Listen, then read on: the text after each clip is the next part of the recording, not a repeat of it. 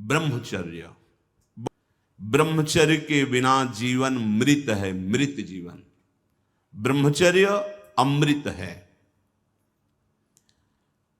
मन, वाणी, शरीर बड़ा भारी इनका साधना में योग है।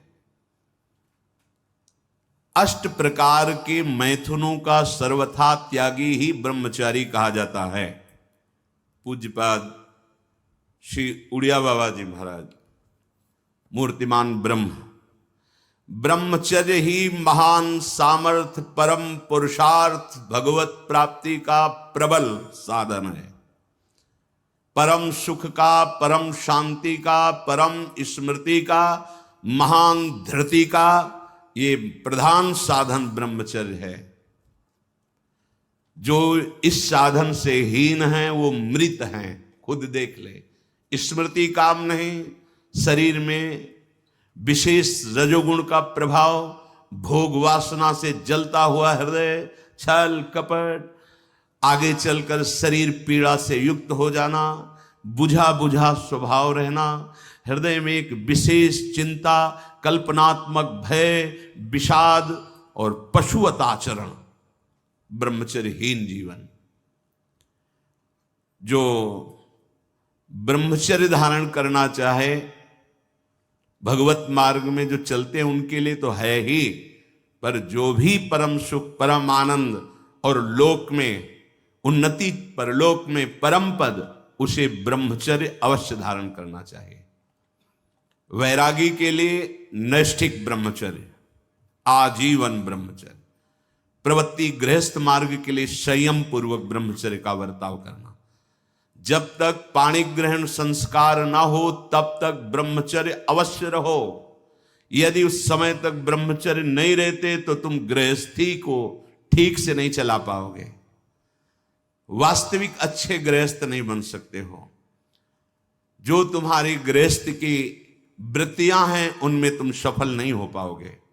व्यभिचार व्यक्ति का सर्वनाश कर देता है। 20 वर्ष या 22 वर्ष की अवस्था तक तो सबको, जो भी बच्चे हैं उनको शिक्षा देनी चाहिए, ब्रह्मचर्य का ही पालन करें। बहुत सुंदर खेती गेहूं की लहलहाती हुई है, और देहाती भाषा में उसे गलेत कहते हैं। गलेत मतलब बाली निकलने को है।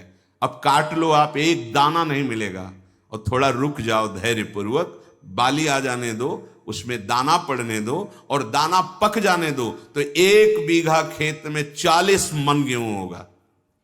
ऐसे ही जो आप 13-14 वर्ष की अवस्था से आपके अंदर परिवर्तन होता है, एक भोगाकर्षण होता है सबके अंदर, सबके अंदर।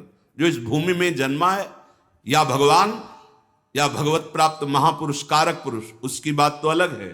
अन्यथा जो भी जन्मा है, जहां 12, 13, 14 वर्ष की अवस्था होती है तो काम वेदना जागृत होने लगती है। मन एक अलौकिक आकर्षण, भोगाकर्षण की तरफ भागने लगता है। एक चाह होती, कोई हमारा ऐसा दोस्त हो, कोई हमारा ऐसा प्यारा हो जिसको हम अपना जीवन समर्पित करें। ऐसा होता है, एक वो माया का ऐसा आकर्षण होता है। इसीलिए पूर्व में गुरुकुल भेजा जाता था, बिल्कुल भोग विलासता से दूर, एकांत में महान ब्रह्म ऋषियों के शासन में, चाहे वो राजकुमार हो चाहे गृहस्थ बालक हो, एक ही संगत में बैठाल कर अध्यात्म विद्या के द्वारा, नियम संयम यम के द्वारा उन्हें पूर्ण किया जाता था। उनका ज्ञान पूर्ण, उनका संयम पूर्ण, विचार उनका सत्य, फिर वहां निर्णय लिया जाता था। अब मैं आजीवन नैष्ठिक ब्रह्मचारी रहकर संन्यास लूंगा, अब मैं गृहस्थ में जाऊंगा। दोनों की पद्धतियां थी। गुरुजनों को संतुष्ट करके एक विरक्त मार्ग में चले जाते, गृहस्थ मार्ग में। जो गृहस्थ मार्ग में जाते, पाणी ग्रहण हुआ, उसमें भी गुरुकुल में रहकर शिक्षा मिली है। कब, कैसे, किस विधान से हमें ब्रह्मचर्य का गृहस्थ में प्रयोग करना है। ऐसा नहीं कि मनमानी व्यभिचार प्रवृत्ति। यहां तो अब ऐसे आचरणों की बढ़ोतरी हो रही जहां शास्त्र, संयम, गुरुजनों की आज्ञा, इनका तो कोई महत्व ही नहीं रह गया है। कैसी कलयुग की विचित्र मलिन चाल, जिस अवस्था में असंग रहकर विद्या का अध्ययन करना, स्वास्थ्यवर्धक चेष्टाएं करके स्वस्थ होना, समाज सेवक, देश सेवक, परिवार को सुख पहुंचाने वाला आचरण, अध्यात्म विद्या का ज्ञान, वहां छोटे से ही भोग वासना प्रवृत्ति की बढ़ोतरी, वो दोस्ती, विपरीत भावनाएं, व्यसन। समलो भाई, सबसे हाथ जोड़ के कह रहा हूं, बहुत कीमती आपका जीवन है, जिस जीवन को छोटे छोटे बच्चे गांजा, भांग, अफीम, ड्रग्स, चरस, ये क्या हो रहा है? अभी आपकी 20-22 वर्ष की अवस्था है, आप व्यसन में आसक्त हो गए, आप व्यभिचार में आसक्त हो गए, तो किस बुद्धि से आप देश सेवा करेंगे? किस बुद्धि से आप अपना उद्धार या अपने परिवार को सुख पहुंचाएंगे? ब्रह्मचर्य जीवन है, ब्रह्मचर्य जीवन है, ब्रह्मचर्यहीन जीवन मृत्यु है। पूज्यपाद सिउड़िया बाबा जी महाराज, साक्षात ब्रह्म। जिसको ब्रह्मचर्य धारण करना है, ध्यान देकर सुनिए, सबसे पहला कार्य उसकी दिनचर्या में, चाहे बच्चा हो, चाहे जवान हो, या जो कोई भी हो, सूर्य उदय के पहले रात्रि के चौथे प्रहर में ही जाग जाना चाहिए। अपने तो अर्धरात्रि के बाद ही जाग जाते हैं। चौथे प्रहर में प्रातः 4 बजे बिल्कुल जग जाना चाहिए। और जो 8-10 बजे तक सोता है, वो कोई भी हो, ब्रह्मचारी रह ही नहीं सकता, ब्रह्मचर्य रह ही नहीं सकता। वो स्वप्न दोष का शिकार होगा, वो नाना प्रकार की कुचेष्टाओं का शिकार होगा, पक्का। क्योंकि बुद्धि को सत्य प्रकाश की तरफ प्रेरित करने वाले भगवान भुवन भास्कर हैं। और पधार रहे हो, आप सो रहे हो सैया पे, आपकी आयु, श्री, कीर्ति, बल सब नष्ट होगा।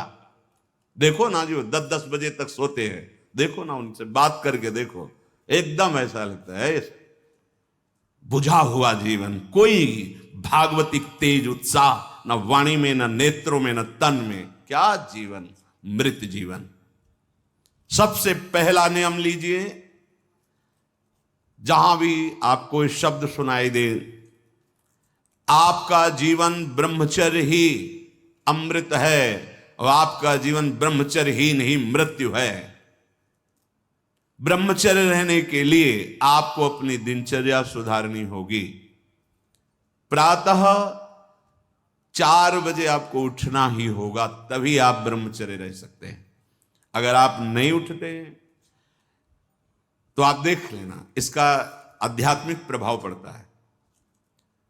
आप देखिएगा 3 बजे से लेकर के सूर्य उदय के तक अगर आप सोते हैं तो आपका स्वप्न दोष बढ़ेगा, आपका संयम बिगड़ेगा।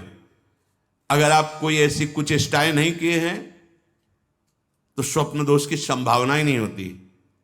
आप बाल्यावस्था से कुचेष्टाएं करते हैं, संयम विरुद्ध रहते हैं, तो आप ना चाहते हुए फिर सामर्थ्यहीन हो जाते हैं, ब्रह्मचर्यहीन हो जाते हैं।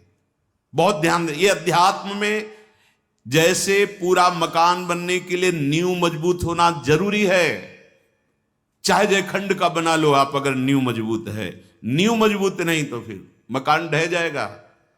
ऐसे ही ब्रह्मचर्य हर मार्ग की नींव है।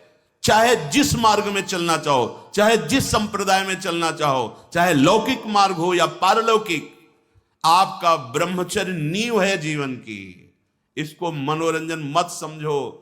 कैसी तुम्हारी दुर्बुद्धि, अपने हाथ से तुम अपना नाश करते हो।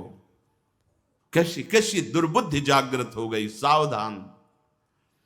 पूज्यपाद बाबा कह रहे हैं, जब प्रातः काल उठो, कोई भी हो, अगर थोड़ी भी आस्तिकता है तभी तो ब्रह्मचर्य की भावना आप धारण करोगे। तो उठकर पहला कार्य प्रभु का स्मरण। अपने तो प्रभु के स्मरण की सरसता प्राप्त करने के लिए पहले तो गुरुदेव और भक्तों का स्मरण, फिर प्रभु को। मोरे मन प्रभुस्य विश्वासा, राम ते अधिक राम कर दासा। भक्त सुमिरन से भगवान बहुत जल्दी प्रसन्न हो जाते हैं। हरि को निज यस्ते अधिक भक्तन यस पर प्यार। सबसे पहले महान भक्तों का स्मरण, उनसे हमें सामर्थ्य प्राप्त होती। जब उनका स्मरण करते हैं तो उनकी भजन शक्ति, उनकी कृपा शक्ति हमको बल देती है। हमारी दिनचर्या परम पवित्र और शास्त्र सम्मत होती है। फिर बिना, जैसे आजकल वो चल पड़ा है चाय काफी, बाबा मना करते हैं। ये दिनचर्या आप ब्रह्मचारी की नहीं होती कि आप सुबह उठे चाय पिए फिर सो, नहीं। हाँ, जल के लिए आयुर्वेद में सिद्धांत है, बिना कुल्ला व मंजन किए आप जल पिए तो जो मुख में, वो आपके उदर को साफ करेगा जाके, आपके उदर को रोग रहित करेगा जाके। अधिक से अधिक पानी, अधिक से अधिक। अगर उल्टी हो जाती तो और अच्छा होता है। जैसे आप पिए 2-4-10 कदम टहले, आपको उल्टी लगे, अगर उल्टी कर दिया तो बहुत अच्छा होगा, क्योंकि पित्त और सब गर्मी निकल गई। नहीं हो रही, पच गया है, फिर इसके बाद आप शौच स्नान आदि क्रिया कीजिए। फिर पवित्र जब शरीर हुआ तो जैसे भजन आवश्यक है वैसे व्यायाम आवश्यक है, वैसे प्राणायाम आवश्यक है, वैसे आपको 2 किलोमीटर दौड़िए। कुछ शारीरिक ऐसा व्यायाम, कुछ ऐसे भी व्यायाम करते हैं। ये कोई व्यायाम पैरे से करना, बहुत से, ये कोई व्यायाम का मतलब पसीना निकले शरीर से, आपके शरीर को 1-2 किलोमीटर दौड़िए। ब्रह्मचारी बनना है तो ब्रह्मचर्य पचाने के लिए भी तो चाहिए ना। अब आधा घंटा पद्मासन 30 मिनट कोई बहुत नहीं होता, बैठ करके आप प्राणायाम, अनुलोम विलोम, जो आजकल शिक्षाएं भी दी जाती है इसकी, आप उसको कीजिए। आसन पे बैठिए, आपका शरीर स्वस्थ रहेगा। फिर अगर आप विद्यार्थी हैं तो जैसे हम शास्त्र स्वाध्याय करते हैं उसी भावना से आप विद्या, आप देखो अगर स्मृति आपकी प्रवीण ना हो तो बताना।